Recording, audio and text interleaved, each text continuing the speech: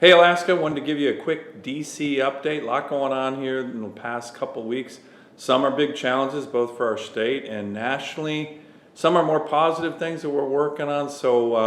But I always think it's really important to make sure the great state of Alaska has as much up-to-date info as possible. So here we go. First, I'm still leading the charge back here in DC on fighting this very unfair lawsuit that has the potential to shut down our small boat, hook and line, troll, salmon fishery, particularly in southeast Alaska.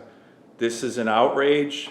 It's been brought by a radical group in the lower 48, and the ruling recently by the federal judge threatens to shut down this fishery. We are working day in, day out, including filing briefs in the case to make sure we have a troll fishery in southeast Alaska this summer. I have encouraged and gotten the concurrence of the head of NMFS and NOAA to not only fight this lawsuit, appeal this lawsuit, but to get an updated biological opinion so that our fishermen in southeast Alaska can fish, do what they do best, fish. Stay tuned on that. We're fighting it every day. I know a lot of families in southeast Alaska are very concerned about this, but we are working this one 24/7.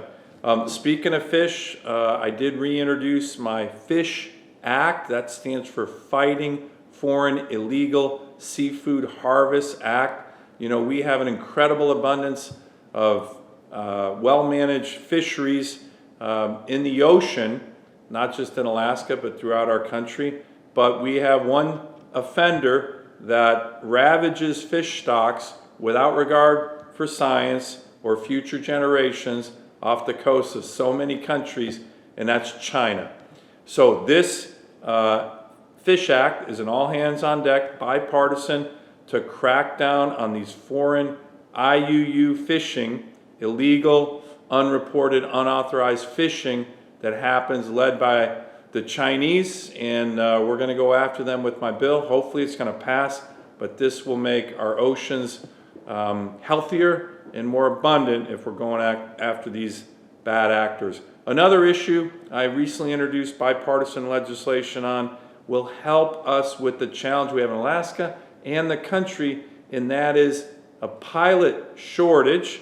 My bill, the Flight Education Access Act, will help highly qualified pilots in the aviation workforce by enabling them to get benefits with regard to education that a lot of times have been missed in the pilot education pipeline. So stay tuned on that. Hopefully that'll help. Let me raise two issues that are big national news. In my view, dereliction of duty by President Biden and his administration. The Title 42 authority for the border was lifted last night, and this is going to turn the border crisis on our southern border into a border catastrophe. There have been more than 6 million illegal crossings, with 1 million more getaways, as they call it, since President Biden assumed office. All-time record. It is an open border. Outrageous. I have been down there to see it with my own eyes. This is a humanitarian crisis, a national security crisis, a health crisis. Hundreds of thousands of young children have been trafficked and exploited, sexually abused. This is just a catastrophe. Drug overdoses, largely driven by fentanyl, are now the leading cause of death for American citizens ages 18 to 45. Over 90% of those fentanyl drugs are coming from the Mexican border across our porous and open southern border.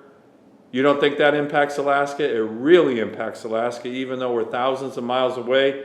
In 2021, drug overdose deaths in Alaska increased by the largest percentage of any state in the union.